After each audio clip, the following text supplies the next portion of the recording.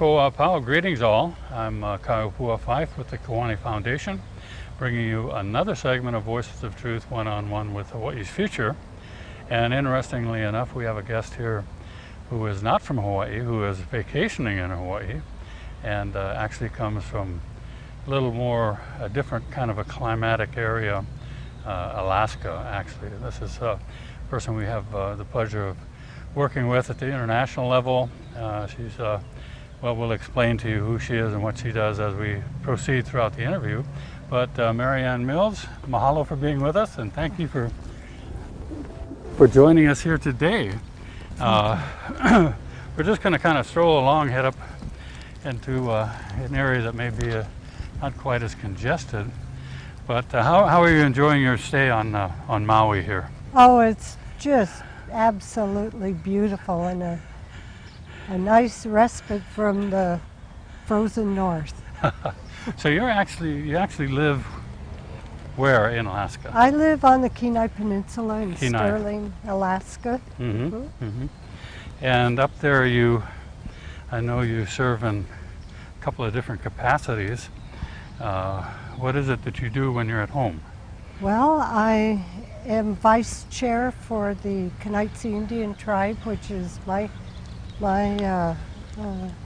tribal people, and I'm also a tribal judge, and the chair of the Cook Inlet Treaty Tribes, which is a consortium of the 8 tribes in the Cook Inlet region or territory. What does the tribal judge do? We mainly hear children's cases, vulnerable adult cases. Like child protective service type things? Yes, and we are able to keep our children with our people instead of, being sent to other foster homes.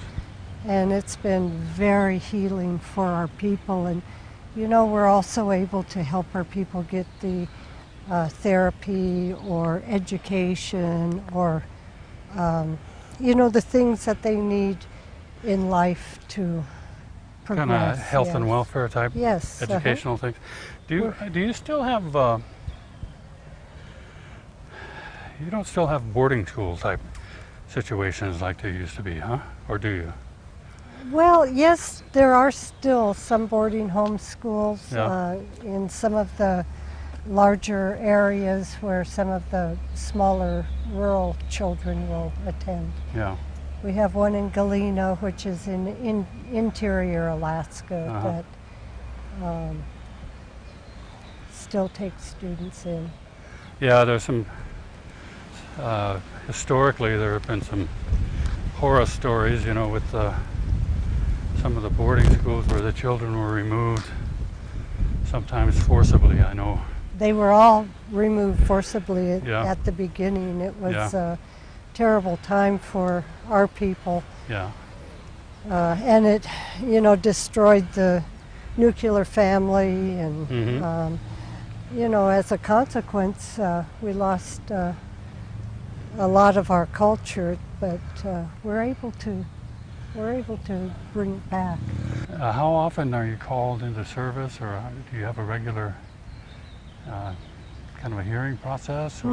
We do. We usually hear cases 3 times a month, and then we are always on call for emergency cases, so at any time we could have an emergency hearing if the situation warranted it. We have a tribal court, and it's not an adversarial court.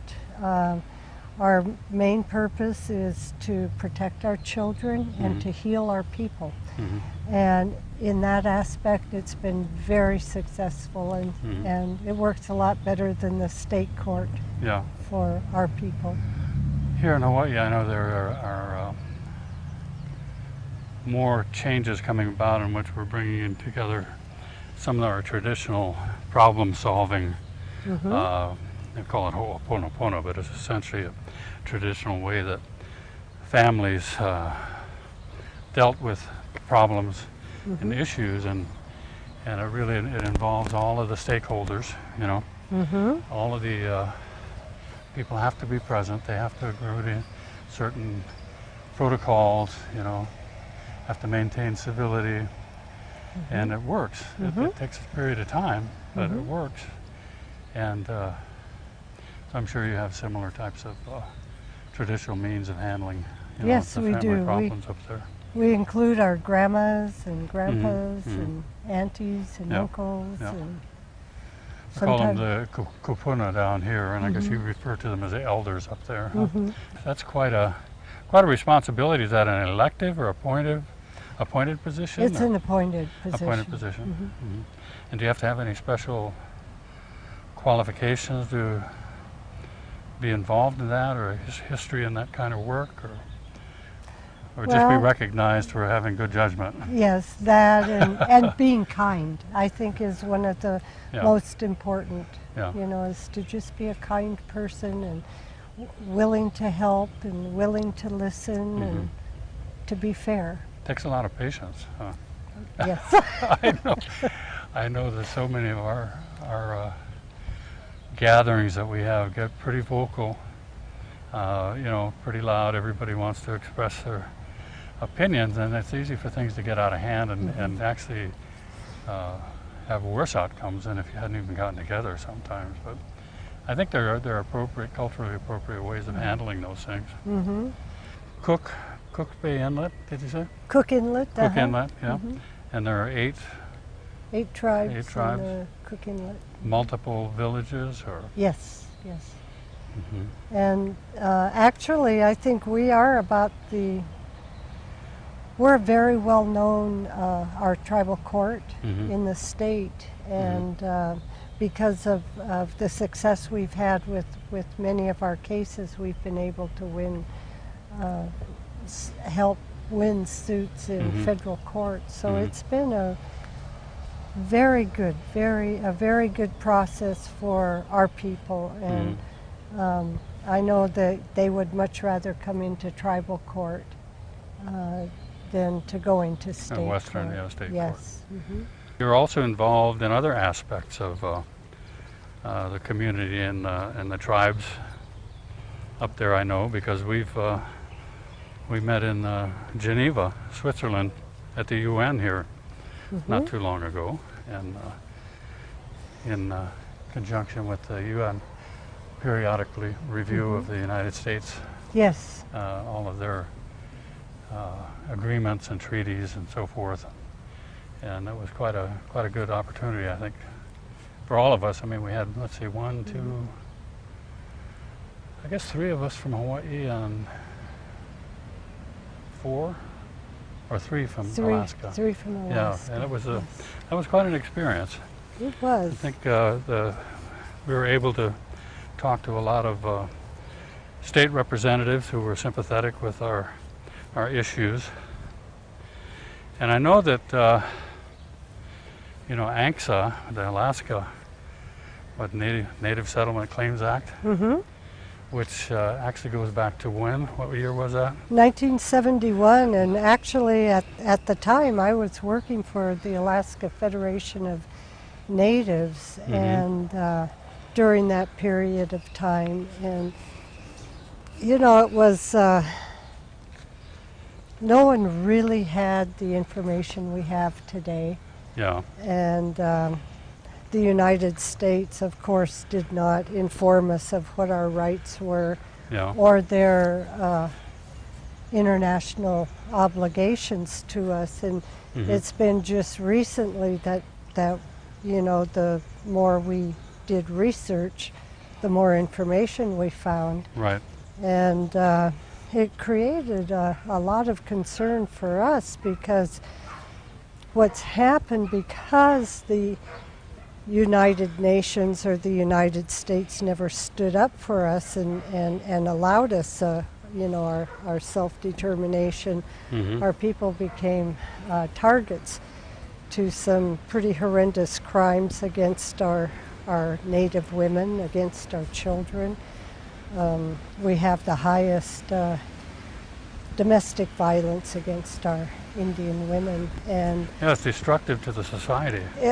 very much. And we have the highest suicide rate in the nation as well. Mm-hmm. So Alaska is a fairly remote place, and not many people, live there or go there. So Mm-hmm. a lot of medical and psychological experimentations were done on us, and as a result, our culture is very much struggling, as our people are.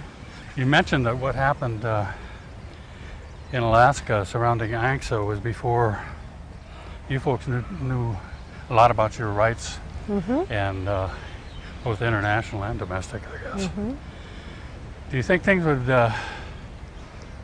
would move forward in a different manner if it were to come up today? If that subject were brought up today, similar to the ANCSA, Well, the 1970s? I think probably if we had the opportunity to decolonize, to really know who we are, what our culture is, the thousands upon thousands of years that it served us very well, and now comparing those days to these days Mm-hmm. are very important. But a lot of social engineering was done in the process, Right. and because of that we need to address that aspect of the problem. The assimilation. Yes, essentially. the assimilation. Yeah. Well, I know that those of us who are of the same mind, which is a return of the kingdom, the sovereignty of of Hawaii, Mm-hmm. the deoccupation, use the word decolonization. We look at ourselves as being occupied. We are, yes. Yeah, more we do. than colonized. There are different functions that go on. But we're looking for the same opportunities to be re-enlisted, Mm-hmm. recognized again as being, in the context of the UN, Mm-hmm. colonized, so that we can become decolonized by choice Mm-hmm. Yes. in whatever direction we determine, whether it's independence or put ourselves under the dominant state, or determine whatever it is that we want. Mm-hmm. So I'm thinking that a lot of you folks are thinking about the same thing. Yes, and that's what our goal is to ask to be put back on the list of non-self-governing territories, Right. so we can discuss this thoroughly with our people and give them an opportunity that they've not had, Hmm. which is informed consent. We have benefited, I think, from collaborating. I mean, we essentially have the same occupier. The time frame happened just in about the same manner. Mm-hmm. The kind of fake state votes that took place both in Hawaii and Alaska were manipulated and illegal as far as I'm concerned. Well, it really is true, because the same thing happened in New Caledonia. Mm-hmm. And New Caledonia was put back on the list of non-self-governing territories because Mm-hmm. the French voted, and they were not supposed to. It was supposed to be for the original inhabitants. Right. Yeah. Well, I know in Alaska, in Hawaii too, we had non-resident military personnel Yes. voting on the issue of statehood for the people of Hawaii and Alaska, and they should have had no voice in it at all. Right. They were paid to vote Yeah. for it. I know it's similar to holding a vote in Iraq and letting all the U.S. military people vote in favor of making Iraq a state of the United States. That's not so remotely, not so crazy. Some of our history differs a little bit, but most of the issues that we have to contend with the international level are pretty much fall within the same realm. So I think it's good that we can work together, Mm-hmm. and benefit each other. So be Yes. supportive. Because it's a huge effort. It is a huge effort, but you know, the same process almost identically has happened in both territories. I really wish Hawaii the best of luck, and you know, I would like to caution on, you know, having something that looks like the Alaska Native Claims Settlement Act, because you know, that was the tool that they used to get the oil out of Prudhoe Bay. Mm-hmm. And also the tool that they used to divide our people. Yeah. So it was very effective, and from what I understand, it was so effective that they not only want to use it in Hawaii, but also in other areas of the world. Right. Such Mm-hmm. as Yeah, South that's America. kind of like the pattern. Yes. You know, the template to bring about the same end. Of course, I don't think they probably anticipated that there might be the delayed kickback that's happening in Alaska. You know? You're very kind. I don't think they thought about that, but you know, it's a matter really of us having to at least speak with a unified voice, mm-hmm. you know, when it's necessary to do so. Obviously, there are a lot of different agendas and there are a lot of different thoughts or points of reference. You got a huge area with people spread all over, mm-hmm. you know, and bringing them together and getting consensus on anything has just got to be a tremendous, if not impossible, task. But we do have to get to the point where we realize we need to be able to speak with one voice, mm-hmm. when the time comes, mm-hmm. for it, and then continue to do our, you know, working out the problems inside. Yes, I agree, and I think the best way is just to deal with facts and with truth, mm-hmm. and it will come about. Well, I'm still convinced that the truth will out. I mean, mm-hmm. sooner or later, all the politics aside, mm-hmm. you know, history does not lie. Different interpretations of history may vary. We'll continue to progress, but I think our position is now more optimistic because of what's happening elsewhere in the world. I mean, the other dynamics of, you know, essentially the demise of the U.S. empire, mm-hmm. you know, the international power, reduction of power. What's it like up there? Is this global economy having an impact that you can measure right in front of your face? I think so. I think a lot of it is with the precious minerals, and also, of course, with the oil, which, you know, Alaska has a lot of extractive oil. Mining. Yes, yeah. And also the fish. We supply the world with a lot of fish, mm-hmm. and I have concern with what is happening to our environment with climate change, and mm-hmm. you know, we have about 32 villages that are in desperate need of relocating right now, mm-hmm. Because of climate change and the rising of the waters. Yeah. And also some of our species are dying, mm-hmm. because of climate change. Climate change. So it sounds like you're not sold on the fact that global warming is just a figment of somebody's imagination. Oh no! You can see it. Yes, we're seeing it very, very much. Whether it's a cycle or not, I mm-hmm. could not answer that. Right. But you know, I think in part maybe some might be, and some is not. Mm-hmm. Respect for the earth. It brings me back to one of our old stories. It's called The Other Creation Story, mm-hmm. and where a lot of people, you know, wonder, gee, what's my purpose for right. being on the earth? Yeah. We were told a long time ago it's to be stewards of the earth, to mm-hmm. take care of the earth, mm-hmm. and because these things are not happening, we're seeing a lot of our species perishing. Yeah. So.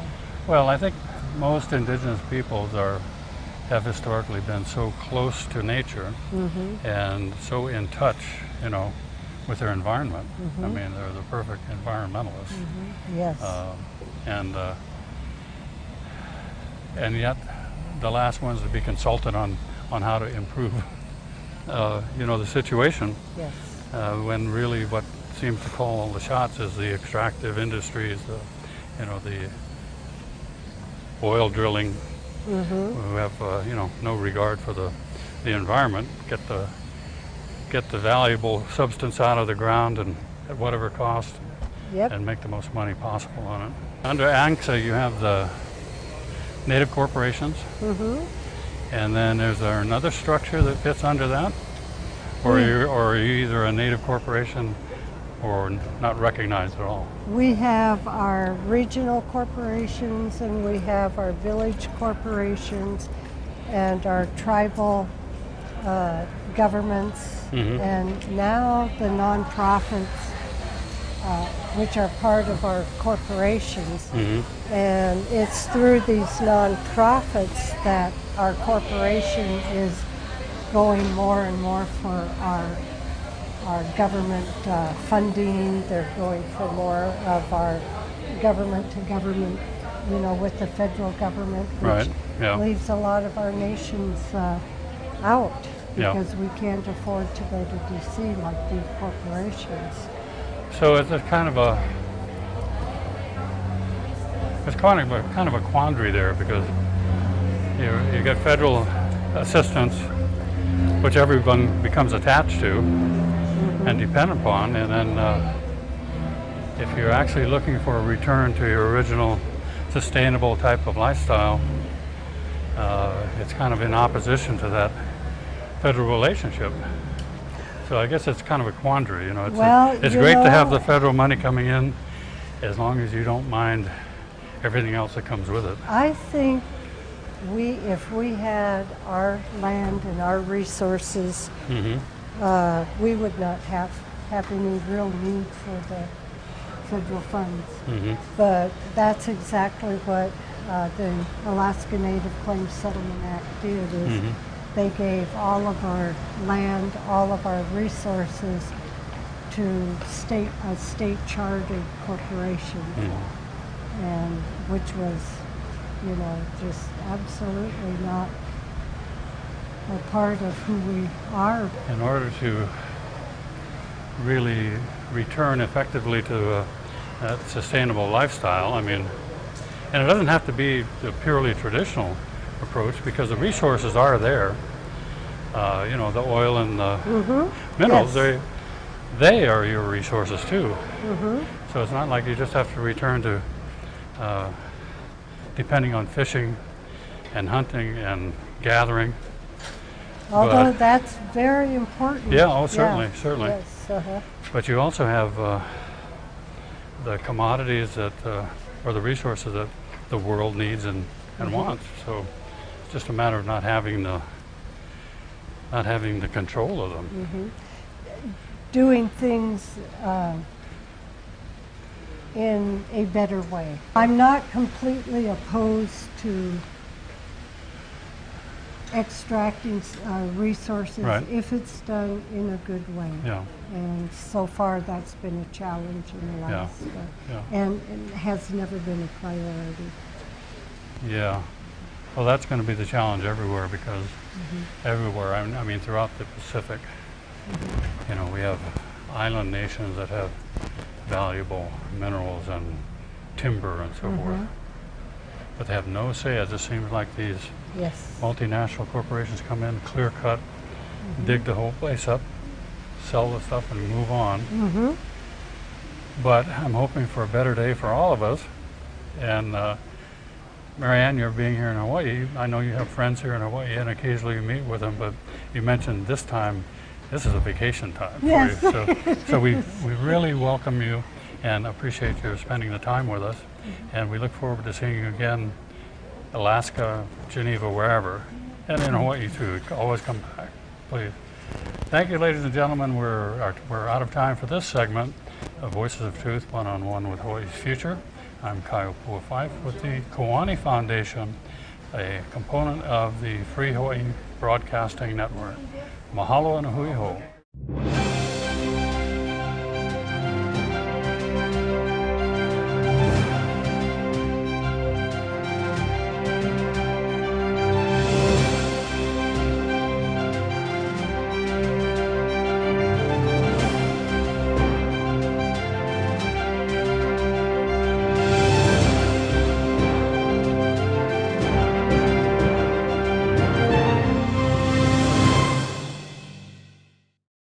Mahalo for watching Voices of Truth One-on-One with Hawaii's Future.